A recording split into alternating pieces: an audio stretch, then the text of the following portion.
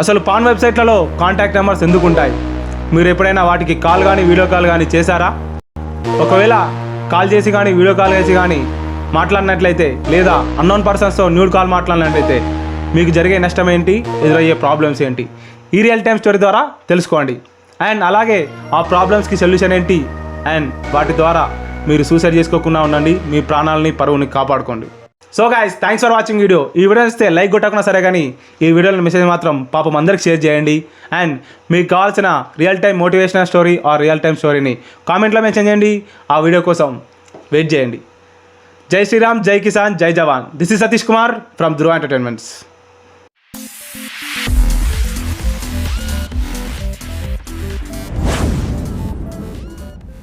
కొద్దిగా full cold అయింది, voice కొద్దిగా అడ్జస్ట్ చేసుకోండి, జాగ్రత్తగా వినండి, కాన్సన్ట్రేషన్తో వినండి.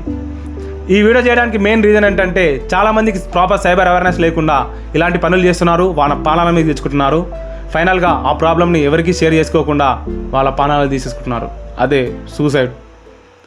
ఈ రియల్ టైమ్ స్టోరీని మన హీరో అనడానికంటే బాధితుడు అంటే బెటర్. ఎందుకంటే ఈ వీడియో చేస్తే మీకే అర్థమవుతుంది. మన బాధితుడు ఒక అకేషన్ రోజు అతని ఫ్రెండ్స్తో కలిసి పార్టీ చేసుకున్నాడు. అందరూ ఆ పార్టీలో తాగేశారు. అండ్ అదే తాగిన మత్తులో పాన్ వెబ్సైట్ కాంటాక్ట్స్ అనే టాపిక్ డిస్కషన్లోకి వచ్చింది. ఆ డిస్కషన్ లాస్ట్కి ఆ కాంటాక్ట్స్కి ఫోన్ చేస్తే ఏం మాట్లాడతారో, ఎలా మాట్లాడతారో, దేని గురించి మాట్లాడతారో తెలుసుకుందామని కాల్ చేద్దామని స్టేజ్కి వచ్చింది. కానీ ఆ కాంటాక్ట్ నెంబర్కి ఫోన్ చేయడానికి ఎవ్వరు కూడా ఫోన్ ఇవ్వడానికి ధైర్యం చేయలేదు. కానీ హీరో మాత్రం, అదే మన బాధితుడు మాత్రం, చల్ ఏంద్రా గాదానికి భయపడతారా, చల్ నా ఫోన్ తీసుకోండి అన్నట్టు ఒక డైలాగ్ కొట్టి ఫోన్ ఇచ్చాడు. అప్పుడు అతని ఫ్రెండ్స్ ఆ ఫోన్ నెంబర్స్కి డైల్ చేసి ఇష్టం వచ్చినట్టు మాట్లాడినారు, ఇష్టం వచ్చింది మాట్లాడినారు. అండ్ అలాగే పార్టీ అయిపోయేదాకా మాట్లాడినారు. అందరూ ఇంటికి వెళ్ళారు, పడుకున్నారు. నెక్స్ట్ డే మార్నింగ్ మన బాధితుడు లేచి మొబైల్ చూసుకునేసరికి అతనికి 90 వాట్సాప్ 100 మెసేజెస్ ఉన్నాయి. ఒక్కసారి ఆ మెసేజ్ ఓపెన్ చేసి చూసేసరికి 90 మార్ఫుడ్ ఫొటోస్, అదే మన బాధితుడి 90 మార్ఫుడ్ ఫొటోస్ ఉన్నాయి. ఏంటి షాక్ అయ్యారా? మీరు జస్ట్ షాక్ అయ్యారేమో, కానీ మన బాధితుడు మాత్రం చచ్చిపోదామని అనుకున్నాడు. మరి ఏంటి మన బాధితుని ఫొటోస్ అక్కడికి ఎలా వెళ్ళాయి, ఎలా మార్పు చేశాడు అని అనుకుంటున్నారా? దీని గురించి మనం లాస్ట్ ఎండింగ్లో మాట్లాడుకుందాం, మర్చిపోకండి. అయినా ఇప్పుడు ఆ ఫొటోస్ ఎలా వచ్చాయని మ్యాటర్ కాదు, మన బాధితుడు ఏం చేశాడన్నదే మ్యాటర్. ఆ ఫోటో చూశాక మన బాధితుడు వాళ్ళకి కాల్ చేసి సారీ చెప్తూ చాలాసార్లు ఏడుస్తూ ఫొటోస్ డిలీట్ చేయమని చాలా రిక్వెస్ట్ చేశాడు. కానీ వాళ్ళు మాత్రం ఫొటోస్ మార్క్ చేస్తూ పంపిస్తూనే ఉన్నారు. చాలా పెద్ద అమౌంటే డిమాండ్ చేశారు. కానీ మన బాధితుడు అంత డబ్బు ఇచ్చేంత పరిస్థితుల్లో కూడా లేడు. ఆ జరిగిన విషయం ఎవరికైనా చెప్దామంటే ఆ ప్రాబ్లం సాల్వ్ అయ్యాక అతని లైఫ్ టైం మొత్తం ఏడిపిస్తారని, లేక పోలీస్ స్టేషన్కి వెళ్దామంటే ఆ ఫ్రాస్టర్ అతని ఫొటోస్ని సోషల్ మీడియాలో అప్లోడ్ చేస్తామని భయపడి ఆ ప్రాబ్లమ్ని ఎవ్వరికీ చెప్పుకోలేక ఒంటరిగానే ఒక్కడే కూర్చొని ఏడ్చుకుంటూ డబ్బులు ఇచ్చే పరిస్థితి లేక చావు ఒక్కటే దారి అని ఆ బాధితుడు ఫిక్స్ అయ్యాడు. చనిపోదామని కూడా అనుకున్నాడు. బట్ అదే టైంలో ఒక పర్సన్ గుర్తొచ్చాడు. అదే అతనితో పాటు కలిసి చదువుకున్నప్పుడు క్లోజ్గా ఉన్న ఒక బ్రదర్ అతనికి కాల్ చేసి జరిగిన విషయం అంతా చెప్పాడు. అప్పుడు ఆ బ్రదర్ చెప్పిన ప్రాసెసే మనం స్టార్టింగ్లో చెప్పుకున్న క్వశ్చన్స్ అన్నిటికీ ఆన్సర్స్. సో ఆ ప్రాసెస్ ఏంటో ఇప్పుడు తెలుసుకుందాం. ఈ ప్రాసెస్లోని ప్రతి పాయింట్ ఫుల్ కాన్సన్ట్రేషన్తో వినండి, ఎందుకంటే ప్రతి పాయింట్ క్లైమాక్స్ పాయింటే. ఫస్ట్ మన బాధితుడు ఓపెన్ చేసిన పాన్ వెబ్సైట్ లింక్ని కాపీ చేసుకొని ఒక పేపర్పై పెన్తో రాసుకోమన్నాడు. సెకండ్, ఆ సైట్లో ఉన్న మొబైల్ నెంబర్స్ని ఒకసారి స్క్రీన్ షాట్ తీసుకోమన్నాడు. అండ్ ఆ నెంబర్స్ని ఒక పేపర్పై రాసుకోమన్నాడు. థర్డ్, ఆ నెంబర్తో ఉన్న వాట్సాప్ కన్వర్సేషన్ని అండ్ ఆ మార్ఫుడ్ ఫొటోస్ని screen shot and screen recording చేసుకోమన్నాడు. ఫోర్త్, ఆ బాధితుని యొక్క ప్రొఫైల్ ఫోటోని స్క్రీన్ షాట్ తీసుకోమన్నాడు. ఫిఫ్త్, సైబర్ క్రైమ్ హెల్ప్ లైన్కి ఫోన్ చేసి అదే 1930-1930 కాల్ చేసి కంప్లైంట్ రేజ్ చేసి సైబర్ క్రైమ్ హెల్ప్ లైన్ వాళ్ళు పంపిన వాట్సాప్ మెసేజ్కి రిప్లైగా పైన చేసినవన్నీ సెండ్ చేయమన్నాడు. సిక్స్త్, ఆ మార్ఫుడ్ ఫొటోస్ పంపిన నంబర్ని బ్లాక్ చేయమన్నాడు. అలాగే బ్రౌజ్ హిస్టరీని క్లియర్ చేయమన్నాడు. సెవెంత్, మన బాధితుడి ప్రొఫైల్ నేమ్ని చేంజ్ చేయమన్నాడు.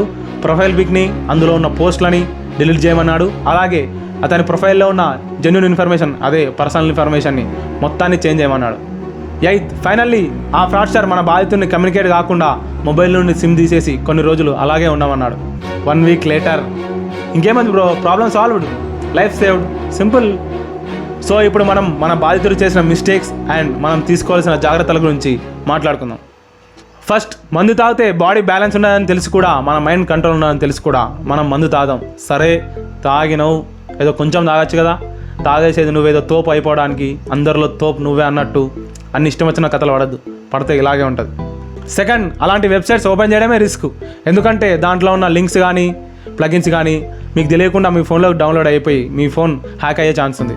అండ్ అదే రిస్క్ అంటే మీరు దాంట్లో ఉన్న ఫోన్ నెంబర్స్కి డైల్ చేస్తే ఇంకెంత రిస్కో మీరే అబ్జర్వ్ చేసుకోండి.